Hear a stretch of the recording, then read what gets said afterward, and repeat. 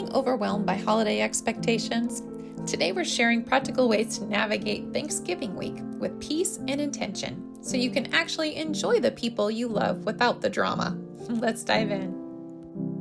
Welcome to Bringing Hope Home. We're Bryce and Colette Schaffer, and we're on a mission to bring God's hope, healing, and practical strategies right into your living room. Hey, welcome back to Bringing Hope Home. We're so glad that you're joining with us on this Thanksgiving week. The holiday week is upon us. Yeah, so we're thankful that you are here and part of our audience. So yeah, happy Thanksgiving to all of you out there. And now the hustle and bustle, and we've been talking about some nice topics that really are pinpointing some areas in our lives that we can be challenged with and try to get the victory over in our marriages and in our families.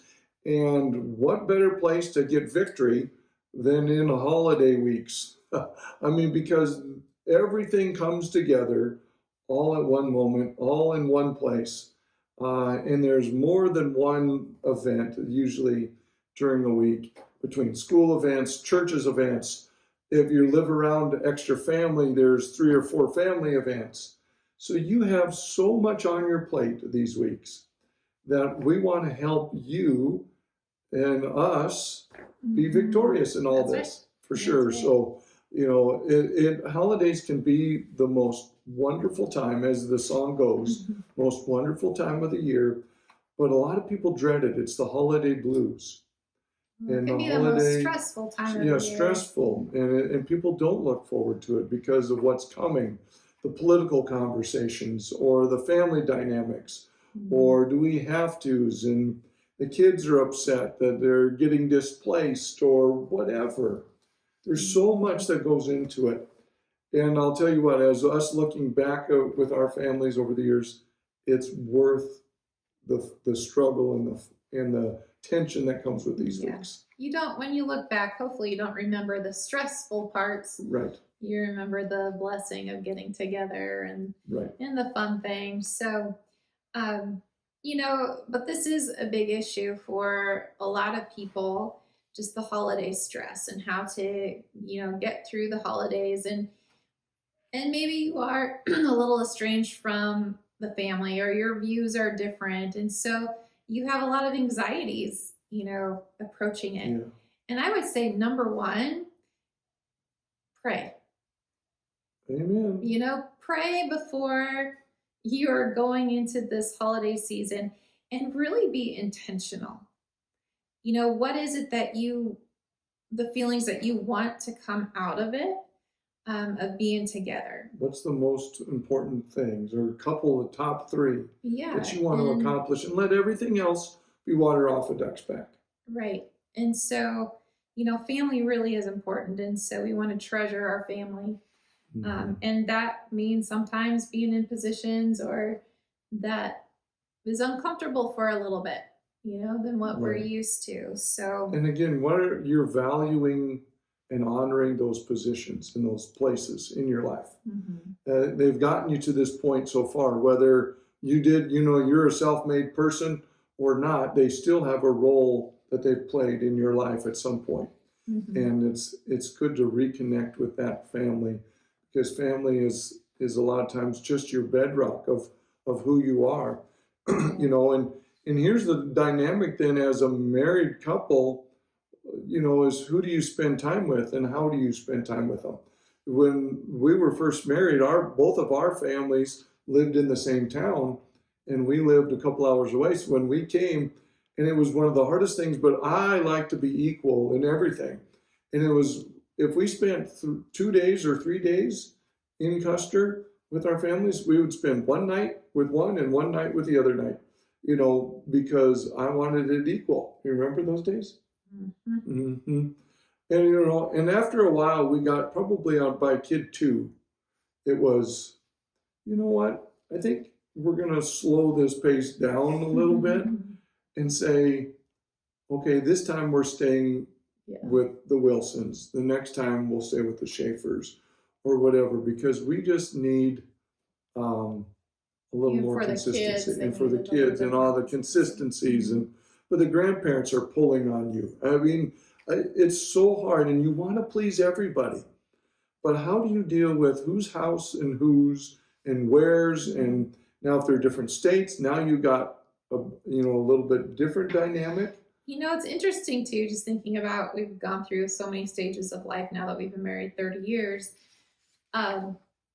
What stresses a family out? Yeah. For a young family, it might be the schedules get off, and you have to go, where are you staying? There's, it's hard to take toddlers and babies and their whole schedules and everything like that.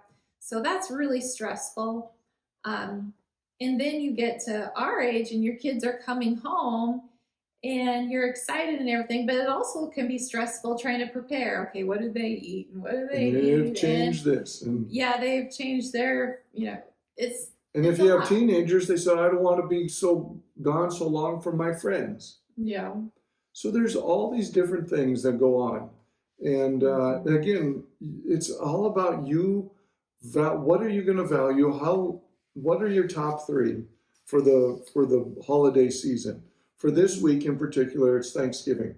So what are you guys planning to do? How are you planning to accomplish what's most important for your family, for you as a couple, as a husband and wife?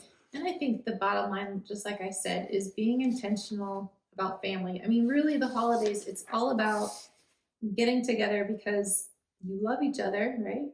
And so you just want to get each other and honor family. You might not agree on everything. Chances are you don't.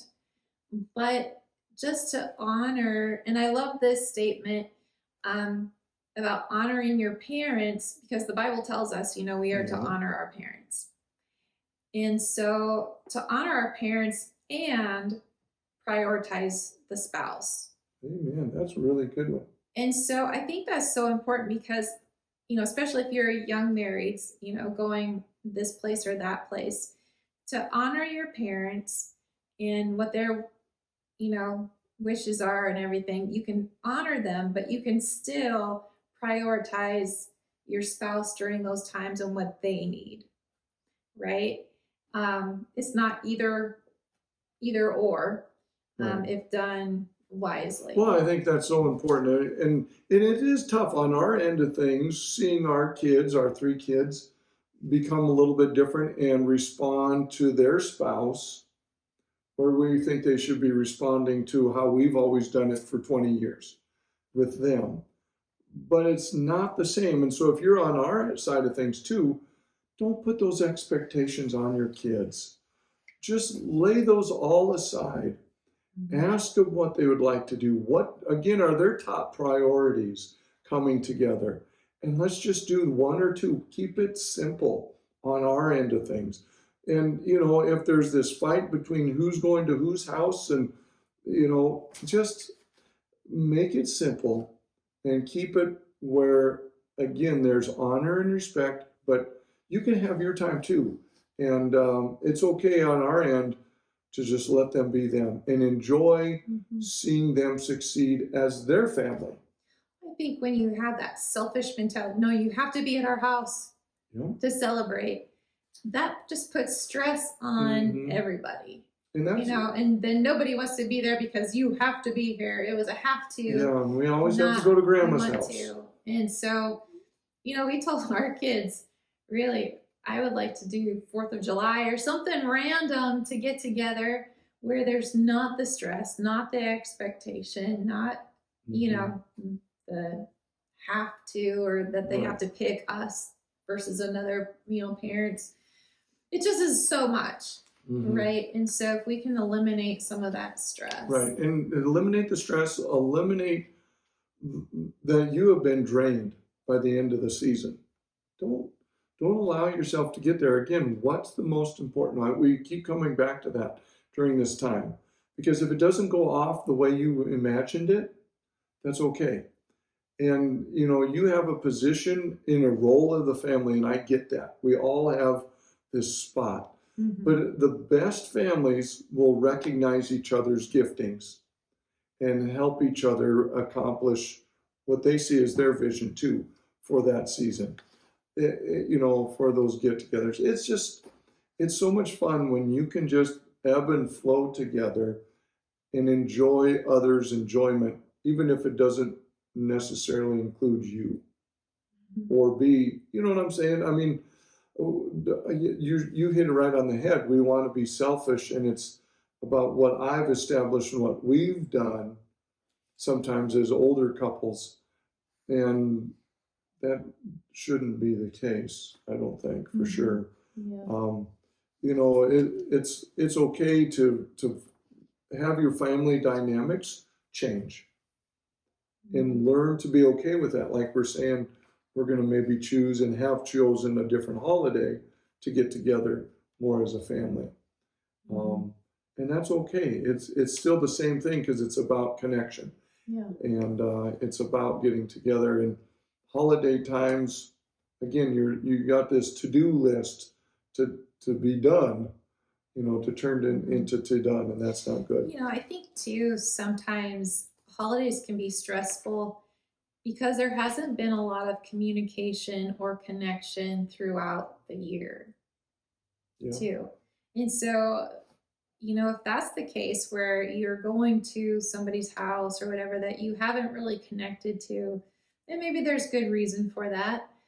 But to really try to always cultivate, connection with your family, again, honoring your parents by calling them weekly, check-ins and your siblings, and just to connect with them, check in, see how they're doing.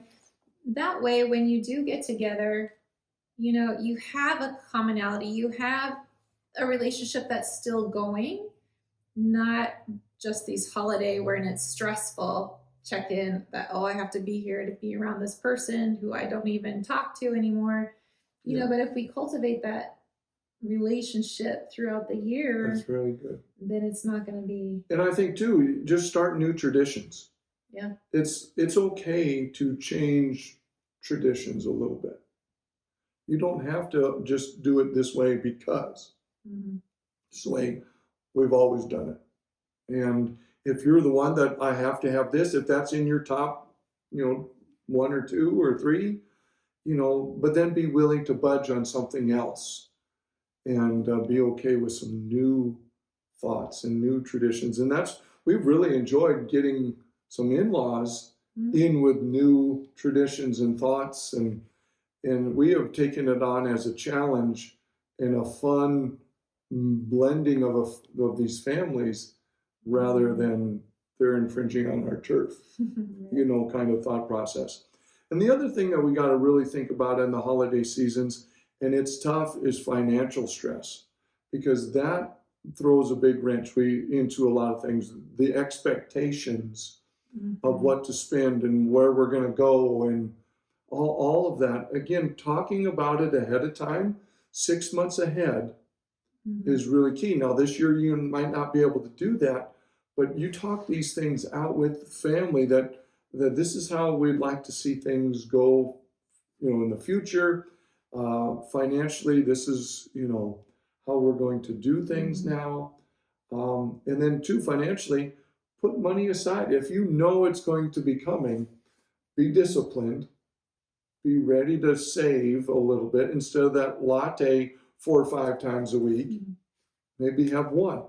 And now you've saved yourself $36-40 and put that away in your account for when you know you're going to need it over the holidays. Is so important. Those budgets and financial strains can really take a toll on all of us. And like us, when they come home this last time, oh my goodness, the food bill we spent more in 1 week than we do in over a month. Yeah. So it was like, our checkbook wasn't quite that robust. Prepared for those things. And so then on the back side of things, so on the back side of things, we take it in stride and we cut some things out on the next month and we say we were so glad and so blessed and richly rewarded for everybody's sacrifice to come together. Yeah. And that's all we wanted. That's right. So, this Thanksgiving season, it sounds cliche, but really think about what you're thankful for. Right. You are thankful for your family, that you have a family to go to, because a lot of people don't this time of year. Their parents have passed away, or, you know, whatever the case may be. Your kids are overseas, or Yeah. And so be thankful for your family. And if your parents have passed on, be thankful for, that they had you. There's always something to be thankful for. right. And what they did give you. And so if you can flip your mind to that, Philippians 4, it talks about when you have anxiety. But then it says Cast your be cares and thankful. then, yeah. It says be thankful. So think on the good things, but it says and be thankful. So if you're going into, and you're feeling stress, a really good way to turn that around is think about what you're thankful for more than what you're stressing about. Mm-hmm. So magnify the good and Right. not the Yeah, and if you get into this week and you need to take a 5-minute break, a little breather, go for a walk or whatever, go ahead and allow yourself those times. But communicate with everybody. I'll just be back. Give me 5 minutes. Mm-hmm. Whatever. Those are okay too. You're going to make it. It's going to be great. Look for those few just nuggets of why you were together in the first place. And you'll succeed and come out on the other side victorious, for sure. Well, I'm thankful for you. I'm thankful for you. Boy, you look lovely today. Thank you. Yes. And I'm thankful for all of you listening. It really does mean a lot. So, it would really mean a lot if you would subscribe, hit that subscribe. If you're watching on YouTube, that really helps. Just show other people that this podcast is out there. So if you could subscribe and do all the things, and just comment. We would love to hear that you're there, and share it with a friend. So yeah. Well, until next time, remember to bring hope home to your life today. If you're listening on the Apple Podcast app, give us a 5-star rating and drop a review. If you're listening on Spotify, give us a follow. And if you're watching on YouTube, hit the subscribe button. See you next week.